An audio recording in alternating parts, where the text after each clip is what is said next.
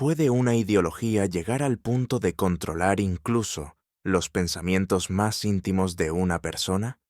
¿Hasta dónde puede un régimen totalitario interferir en la vida privada, el deseo e incluso en la reproducción? Si hablamos del Tercer Reich, la respuesta es simple: hasta lo más profundo. Hoy te revelaremos lo que nunca te contaron sobre la sexualidad en la Alemania nazi. Prepárate para un viaje al rincón más oscuro de la historia, donde el cuerpo se convirtió en territorio del Estado. Con la llegada de los nazis al poder, en 1933, comenzó una transformación sistemática de la vida pública y privada de los alemanes. Uno de los aspectos más controlados fue la sexualidad. Para Hitler y su círculo íntimo, la vida íntima de los ciudadanos no era un asunto personal, sino un asunto de Estado. El objetivo: aumentar la natalidad alemana a toda costa y moldear una población conforme a sus ideales raciales. Antes de este giro autoritario, Alemania había vivido una etapa de apertura sexual durante la República de Weimar. En las ciudades como Berlín florecían los cabarets, la vida bohemia, los movimientos homosexuales y feministas, y una notable libertad en las relaciones humanas. Pero para los nazis, todo eso era decadente. En su propaganda, acusaban a la modernidad de haber debilitado al pueblo alemán, responsabilizando esa decadencia por la baja natalidad tras la Primera Guerra Mundial. Así comenzó una campaña implacable. La reproducción no era solo un acto biológico, sino un deber patriótico. El Estado alentaba los nacimientos no por razones humanitarias, sino por necesidad militar y racial. Tener hijos era servir a la patria. Por eso se implementaron programas de incentivos para las familias numerosas, se entregaban condecoraciones a las madres prolíficas y se exaltaba la figura de la madre alemana como símbolo nacional. Hitler, por su parte, se mostraba ante el público como un hombre casto y sin pareja. Su relación con Eva Braun fue ocultada durante años. ¿La razón? Temía perder el apoyo de las mujeres alemanas. El Führer debía parecer un mártir entregado solo a Alemania. Cualquier vínculo afectivo era visto como una distracción. En este contexto, la imagen ideal del líder no debía involucrar deseo, solo obediencia, deber y pureza. Mientras tanto, se fomentaba el modelo de familia tradicional: padre trabajador, madre dedicada al hogar, y varios hijos rubios correteando por el jardín. Pero aquí aparece la primera gran contradicción del régimen. Aunque defendían la moral sexual conservadora, también incentivaban las relaciones prematrimoniales, si éstas ayudaban a aumentar la natalidad. La juventud hitleriana y la Liga de Muchachas Alemanas eran espacios donde se promovía, de forma velada, el contacto sexual entre jóvenes, con la esperanza de generar más nacimientos. El gobierno incluso celebraba a las madres solteras si eran arias. Se buscaba eliminar el estigma del hijo fuera del matrimonio. Hitler lo dejó claro en una frase: hay que eliminar de nuestra cultura cualquier obra donde el hijo extramatrimonial sea visto como inferior. El mensaje era claro: no importaba si había boda o no, mientras los niños fueran racialmente puros. Este enfoque llevó a casos extremos como el de Martin Bormann, secretario privado de Hitler, quien vivía abiertamente en una relación polígama. Mantenía una amante con el consentimiento de su esposa, y ambas mujeres aceptaban turnarse en los embarazos. Su esposa incluso escribió que era una pena que mujeres tan hermosas no pudieran ser madres por culpa de leyes anticuadas. Proponía, de forma explícita, legalizar la poligamia al final de la guerra. Un ejemplo perturbador de hasta qué punto el pensamiento nazi se infiltró en los vínculos más íntimos. Pero, como era habitual en el régimen, la permisividad era solo para los hombres. A las mujeres se les exigía obediencia, castidad y un lugar limitado al espacio doméstico. No podían ocupar cargos de poder en el partido ni influir políticamente. Se esperaba de ellas que fueran sumisas, fértiles y leales. Todo lo contrario a las mujeres libres y emancipadas de la década anterior. En este escenario, la homosexualidad masculina fue perseguida con ferocidad.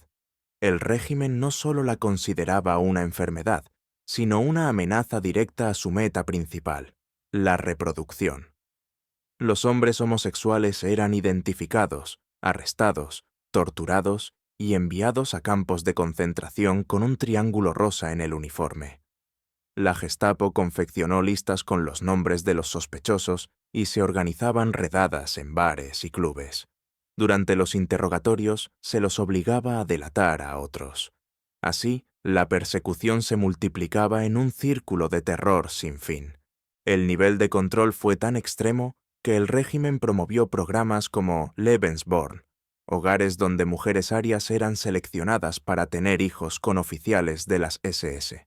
Eran lugares presentados como clínicas de maternidad, pero en realidad eran fábricas humanas para purificar la raza. Los niños nacidos allí eran registrados por el Estado, y muchos nunca conocieron a sus verdaderos padres. En algunos casos, incluso se secuestraban niños rubios en los territorios ocupados, como Polonia o Noruega, y eran germanizados para ser adoptados por familias alemanas. Para los nazis, el cuerpo no era propiedad del individuo, era propiedad del Estado, que decidía quién debía reproducirse y quién debía ser eliminado.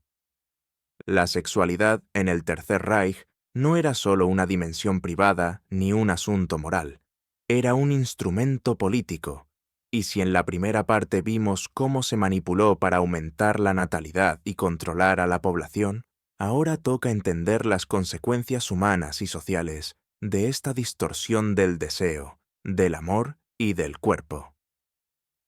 Durante la Segunda Guerra Mundial, el régimen nazi llevó su control sexual al extremo. Uno de los casos más crueles fue el de las llamadas trabajadoras sexuales del Reich. A medida que avanzaban las tropas alemanas, se establecieron burdeles en los territorios ocupados, controlados directamente por las RAC. En ellos, mujeres, muchas de ellas prisioneras, eran forzadas a ofrecer servicios sexuales a soldados alemanes. Esta práctica no solo era conocida, sino fomentada por el alto mando militar, bajo la idea de mantener la moral del ejército. En los campos de concentración también existieron burdeles. A ciertas prisioneras se les prometía mejor trato, comida o sobrevivencia a cambio de trabajar como prostitutas para otros detenidos, principalmente prisioneros políticos con beneficios. Detrás de esa oferta había una trampa mortal. Muchas de esas mujeres murieron por enfermedades, violencia o fueron exterminadas cuando ya no resultaban útiles. Esas historias, silenciadas durante décadas, son una de las caras más oscuras del sistema. El adoctrinamiento sexual nazi no se limitó a los adultos. Desde la infancia, los niños eran enseñados que la sexualidad debía estar al servicio de la raza. A los varones se les mostraba la importancia de ser hombres fértiles y fuertes. A las niñas se les inculcaba el ideal de ser madres del futuro. Se les enseñaba a rechazar cualquier vínculo con personas no arias. El amor se convirtió en una obligación ideológica. No importaba a quién amabas, sino si esa persona servía al futuro del Reich. Incluso la ciencia fue manipulada para justificar la represión sexual. Se financiaron investigaciones pseudocientíficas para vincular la homosexualidad con enfermedades mentales, y se intentó curar a los hombres homosexuales mediante experimentos médicos, castraciones químicas y terapias de choque. Estas prácticas no tenían base científica, pero sí una intención muy clara: erradicar toda forma de deseo que no sirviera al régimen. Como vimos, la sexualidad en el Tercer Reich fue una herramienta más del poder totalitario. Pero lo más perturbador es que, aún hoy, hay quienes minimizan estas prácticas o ignoran su existencia. Algunos sectores han tratado de blanquear esta parte de la historia, enfocándose solo en la maquinaria bélica o en los aspectos militares del nazismo. sin prestar atención a lo que pasaba en los cuerpos y las camas de millones de personas. Resulta difícil separar la vida íntima de los jerarcas nazis de la ideología que representaban. Muchos de ellos llevaron sus prácticas privadas al límite de la moralidad: relaciones polígamas, infidelidades sistemáticas, abuso de poder con mujeres subordinadas y una visión absolutamente patriarcal de la sociedad. Sus esposas y parejas, en muchos casos, compartían esas ideas, se beneficiaban de ellas o simplemente preferían mirar para otro lado. La sexualidad, en esos círculos, era poder, dominio y manipulación. A pesar de la derrota del nazismo en 1945, muchas de estas ideas no murieron del todo. Durante años, algunos de los médicos, científicos y burócratas responsables de estos horrores escaparon a América Latina o fueron reclutados por potencias occidentales, como Estados Unidos, para trabajar en sus programas espaciales o de inteligencia. Otros vivieron en Alemania durante décadas sin ser juzgados. Y lo más inquietante, muchas víctimas nunca recibieron justicia ni reparación. Por eso, conocer estos hechos no es un simple ejercicio de curiosidad, es una necesidad. Porque cuando olvidamos cómo el poder puede infiltrarse hasta en lo más íntimo, estamos dejando la puerta abierta a que vuelva a ocurrir. La historia del Tercer Reich no es solo la historia de una guerra, es la historia de cómo un Estado pudo controlar cuerpos, deseos y futuros. Es también una advertencia, y como bien sabemos, un pueblo que no conoce su historia está condenado a repetirla. Si este contenido te ha resultado revelador, no olvides suscribirte. Nos ayuda a seguir produciendo material profundo, crítico y necesario para que nunca dejemos de aprender del pasado. Y si conoces a alguien que debería saber más sobre estos temas, comparte este video. Quizá, al entender el pasado, podamos construir un futuro más justo.